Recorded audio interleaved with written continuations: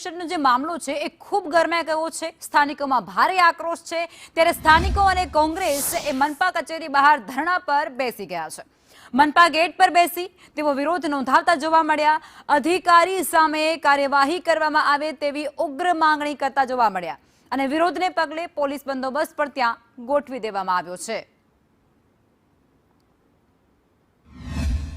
નાસિરનગરની અંદર જે ભૂતિયા ડિમોલેશન થયું હતું અને 110 થી વધારે ઘરોને તોડી પાડવામાં આવ્યા હતા। અસરગ્રસ્તો છે તે અત્યારે સુરત મહાનગરપાલિકાના ગેટની બહાર વિરોધ પ્રદર્શન કરી રહ્યા છે। અત્યારે ધરણા પ્રદર્શન કરી રહ્યા છે। જોઈ શકાય છે તમામે તમામ અસરગ્રસ્તો છે તે અત્યારે આ પ્રમાણે બેસી ગયા છે અને વિરોધ કરી રહ્યા છે।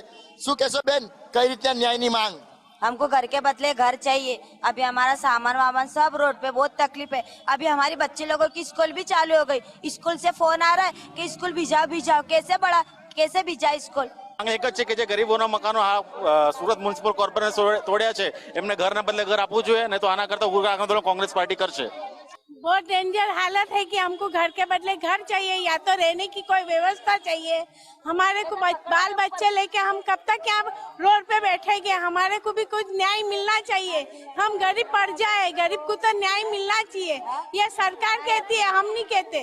अंधेरी नगरी गंडू राजा હવે આવું જે તગલખી શાસન ચાલી રહ્યું છે સુરત શહેરમાં અને ગુજરાત રાજ્યમાં કે નોટિસ આપ્યા વગર કોઈનું પણ ઘર તોડી પાડવામાં આવે તો આ કેટલી હદે યોગ્ય કહેવાય।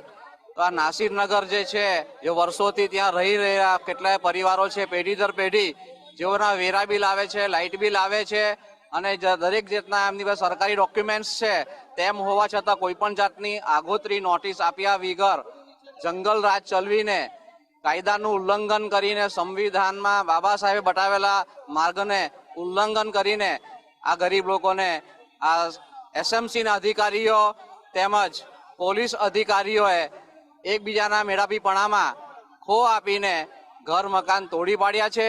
જે રીતે ગેરકાયદેસર અને ભારતીય બંધારણને નેવે મૂકી જે પ્રક્રિયા થઈ રહેલી છે આ જંગલ રાજ છે અને ગુજરાતની અંદર સૌથી મોટો જંગલ રાજ સુરતથી શરૂ થાય છે અને આ જંગલ રાજની અંદર ભારતના બંધારણ કે કોઈ પણ નિયમ કાયદાને નથી માનનારા લોકો આજે ગરીબ જે આખી જિંદગીની મહેનત પસીનાથી બનાવેલા ઘરને તોડી એ લોકોની જે મિલ સામાન દાગીના ચોરી અને ઘર તોડી ગયા છે તેની સામે કોઈ પણ જાતની ફરિયાદ નથી લેતા, કાર્યવાહી નથી કરતા। તેના અગેન્સ્ટમાં આજે અમે સુરત મ્યુનિસિપલ કોર્પોરેશન કમિશનર સાહેબને મળવા આવ્યા છે। કેમેરા પર્સન ભૂષણ ચૌધરી સાથે મનીષ પરમાર, સંદેશ ન્યૂઝ, સુરત। તો સુરતની આ તસવીરો છે। સુરતમાં અચાનક રાતોરાત ડિમોલિશન કરી નાખવામાં આવે છે। 100 થી વધારે મકાનોને ધ્વસ્ત કરી નાખવામાં આવે છે। ત્યાંના જે રહીશો છે, સ્થાનિકો છે, તે આડા હાથ આપતા રહ્યા, આડા પડતા રહ્યા, પણ કોઈએ ન સાંભળ્યું અને કોઈએ એ તસ્દી પણ ન લીધી જવાબ આપવાની કે આખરે આ ડિમોલિશન કોણ કરી રહ્યું છે। શું મનપાએ ડિમોલિશન કરી રહ્યું હતું કે પછી કોઈ અધર પાર્ટી હતી જે આ ડિમોલિશન કરી રહ્યું હતું? કારણ કે આ સવાલ એ હજુ પણ ગૂંચવાયેલો છે અને કોંગ્રેસ દ્વારા એક એવી ફૂટેજ બહાર પાડવામાં આવી, એક વિડીયો બહાર પાડવામાં આવ્યો છે જેમાં એસએમસીના અધિકારી ત્યાં ઉપસ્થિત જોવા મળ્યા હતા, તે છતાં પણ તેઓ કબૂલાત નથી કરતા। નાસિરનગરની અંદર જે રીતના ભૂતિયા ડિમોલેશન થયું છે હજી સુધી કોઈ પણ વ્યક્તિ આ બાબતે જવાબદારી સ્વીકારવા તૈયાર નથી। સુરત શહેરના જે મહાનગરપાલિકાના અધિકારી જવાબદારી સ્વીકારી રહ્યા છે, ત્યારે આપણી સાથે જવાબદાર નાગરિક એટલે ડેપ્યુટી મેયર આપણી સાથે છે, તેમની સાથે વાત કરીશું કે આ મામલાને તેઓ કઈ રીતના લઈ રહ્યા છે। સાહેબ, શું કહેશો? આખું ડિમોલેશન થઈ ગયું છે, લોકો ન્યાયની માંગ કરી રહ્યા છે, તો આ આખા ડિમોલેશનને તમે કઈ રીતના જોઈ રહ્યા છો? ચોક્કસ ડિમોલેશન થયું છે એ વસ્તુ ધ્યાન પર આવી છે। કમિશનરશ્રી સાથે અમારી ચર્ચા પણ થઈ છે અને કમિશનરશ્રીએ કીધું કે ભાઈ આ તપાસ કરીને જે પણ વ્યક્તિ ગુનેગાર હશે એને 100% સજા કરીશું। સાહેબ, શું લાગી રહ્યું છે આની અંદર? કારણ કે મહાનગરપાલિકાના કર્મચારીઓ, અધિકારીઓની તમામની હાજરી દેખાઈ રહી છે।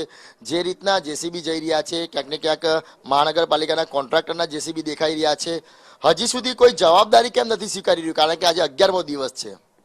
બિલકુલ સાચી વાત છે, પણ તપાસનો વિષય છે એટલે મારાથી એમાં તો કંઈક બોલાતું નથી। પણ જે પણ અધિકારીઓ કે કર્મચારીઓ, જે પણ એજન્સીઓએ જે પણ વ્યક્તિએ ડિમોલેશનમાં ભાગ લીધો હોય તો કમિશનરશ્રીના માધ્યમથી ચોક્કસ એને સજા આપવામાં આવશે।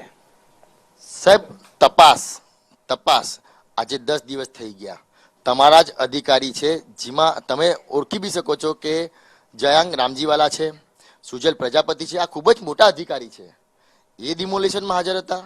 તેમ છતાં હવે તો કઈ તપાસ કરી દેવી જોઈએ? બિલકુલ તમારી વાત સાચી છે, પણ તપાસ થવું જ જોઈએ અને જે પણ ગુનેગાર હશે એને સજા મળી પણ જોઈએ. કોણ ગુનેગાર લાગી રહ્યું છે આમાં તમને? એ હવે સામે આવશે તપાસના માધ્યમથી. સાહેબ, તમે ખૂબ જ જવાબદાર વ્યક્તિ છો, તો આપના માધ્યમથી પ્રજા પણ જાણવા માંગે છે કે તપાસ થાય તો આમાં કઈ રીતે તપાસ થવી જોઈએ? પણ જે બી કેમેરામાં જે પણ આવ્યા હશે, વિડીયોગ્રાફીમાં આવ્યા હશે, ફોટોગ્રાફીમાં આવ્યા હશે, એની જાણ થશે, એની તપાસ કરીને એને સજા આપવામાં આવશે. સાહેબ, જે રીતના આક્ષેપ મૂકવામાં આવ્યા છે કે ભૂટિયા ડિમોલેશન એટલે સૌથી મોટી વાત કે મહાનગરપાલિકા અને પોલીસને સાથે રાખીને ડિમોલેશન કરવાનું. ત્યારબાદ ખબર પડે છે કે બિલ્ડરોના ઇશારે મહાનગરપાલિકાના અને પોલીસે આ સોપારી ફોડી છે, એવી જે કહેવાય એવા આક્ષેપો કરવામાં આવી રહ્યા છે. તો આ કેટલી ગંભીર બાબત કહેવાય?